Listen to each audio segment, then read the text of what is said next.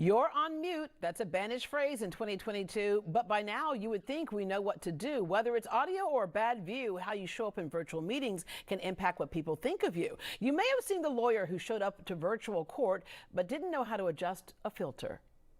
Mr. Ponton, I believe you have a filter turned on in the video settings. I don't know how to remove it. I've got my assistant here. She's trying to. I'm here live. It's not that I'm not a cat. I can see that. Well, filters can be cute in meetings, but you better know your audience and purpose and how to flip the off switch. Proper virtual etiquette can make or break a business deal. Joining us with some rules of engagement and how to improve your online presence is Dr. Cesare Wright. He's the Director of Digital Media Initiatives at the University of St. Thomas. Good morning, Cesare.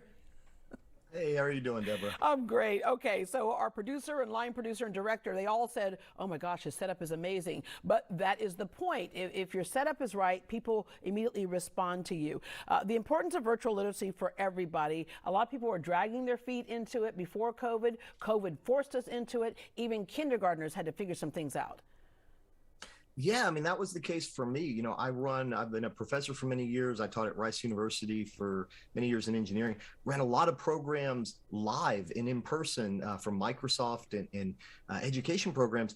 And so I always resisted going virtual. And COVID came around, I didn't have a choice. You know, I had created some new programs from Microsoft. I had to run them virtual. So I had to learn these skills and adapt. And what I quickly realized was, you know, I have a little bit of a background in that area, so it was easier for me than some other people. But what about the teachers struggling to adapt to online learning, and the students and parents, and, you know, the CEOs of companies, the owners of small businesses, doctors doing telemedicine? These are skills that really everybody needs in this new, what I call a virtual economy. Yeah, in fact, where, 1 in 7 jobs are now online or remote. That's 1 in 7 jobs that are actually online, but almost all of us are using remote and online technology, you know, in our day-to-day business. All right, virtual literacy is not only for you, but for the people who need to successfully hear and see you. So let's start with one of your first tips is pick your technology wisely. That was confusing for a lot of people. They're like, do I need a laptop, a PC? Can I just use my iPad or phone? Yeah, so you have so many options. You know, so many people use their iPad, their phone, their device, which is limiting, but it's very functional. You know, everybody has one. They're very efficient. If you need a little more power, you need something a little more robust, maybe you're using your laptop, a desktop. The most important key is understanding your needs and where you're at now, and how do you get from where you're at to where you need to be. But also being proactive. If you just have to check in once every day with your boss, you know, maybe you don't need to invest in an expensive camera and equipment and technology and a new computer. But if this is a mainstay of your job, which, as you said, you know, it is for a lot of people, it may be worth that investment, but we don't know what we don't know. So figuring out, how do we even engage with that? How do we pick the right device, the right computer? And once you do pick it, you got to make sure you have strong audio, strong video. Let's start with audio. Get a real mic. There is a mic on all these devices, but sometimes that mic, especially if you're in an echoey room or whatever, is not good enough. Yeah, one of the biggest issues with microphones is proximity. You know, if you have your computer too close, you're using the mic on your computer, the computer being up close to you, it's looking up your nose, it's expanding size space distortion, it's expanding your face, it's very unattractive, but it's going to sound good. You move that computer back a little ways, it looks a little bit better, but now you're further away from the microphone. So proximity is a huge deal. And there are all kinds of mics. I'm using a shotgun mic like this right now. You see a lot of YouTubers that use these sort of cardio mics like this, and they're either mounted here. I have one kind of as a prop here. I demo with it sometimes. But the difference in mic choices, you know, this is a $60 solution. This is a $1,000 solution. Wow. And understanding the difference between them and your use value. Yeah. That's what I stress to everybody. I mean, you know me, I'm a big fan of low cost solutions so that we can be equitable. So everybody has access to digital technology. But the key to that is understanding what are the possibilities and what are your needs, and figuring out how to bridge that gap. And then the other thing that's so easy to control, but sometimes people just forget about, it's common sense, is your setting, your background. Like, your background's amazing. I'm you know, in a background that has our logo here. But sometimes you'll see people, they're like either in their bed or the house is really messy. messy, or they'll sit in front of a window because they want you to see the lovely view of the lake. The problem with sitting in front of the window is you're backlit. I think we have a picture here that shows you the difference between being backlit versus being sitting in front of the window with your face facing the window, so that the light makes a big difference. Can we go to the next picture that shows the difference when you're, okay, that's not it. Okay. The other thing I'm going to move on to is having adequate internet bandwidth. This is the thing that from the start, I know I kept having meetings where I kept dropping out, and I kept trying to figure it out. My equipment was right, so I thought. Then I called my provider and said, mine's only 2 years old. And the guy started laughing, and he goes, we've upgraded it 3 times since then. So in the tech world, things move quickly. First, make sure that you have adequate service in your house.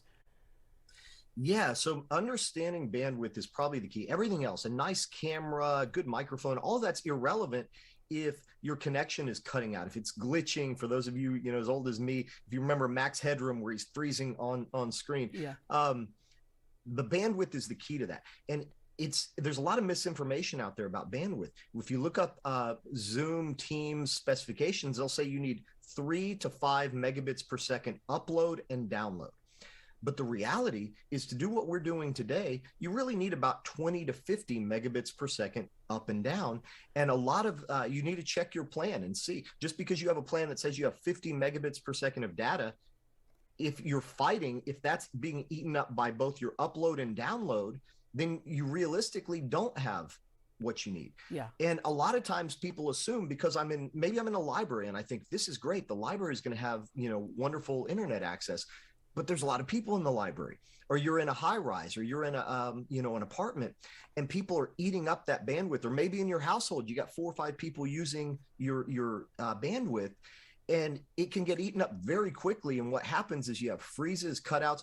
But, for me, the bad part about it is you don't always know, because a lot of times it will down res your image and your sound quality.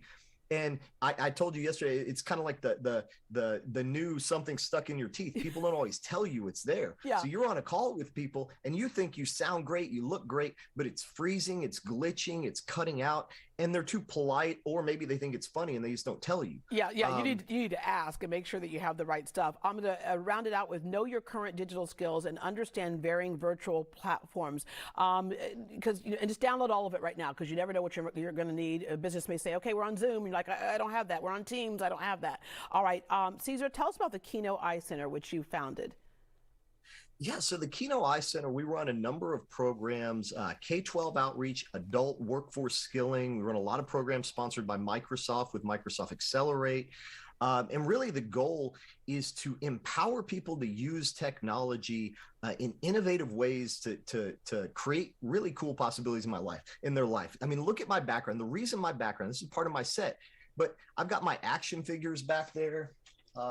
I've got my Transformers, and part of my goal with the KHOU Eye Center is to let kids know, and even adults, that my workspace now looks about like my bedroom did when I was 12 years old. The only difference is I have more money to buy Transformers and video games. But the reality is that's empowered through technology, and there's a lot of unequal access to not only the technology, but the technology skills. And what we're doing with the KHOU Eye Center around virtual literacy, all of our programs are free, 100% free. We don't charge for this. But I believe we're facing the next digital divide, which is access to virtual literacy skills.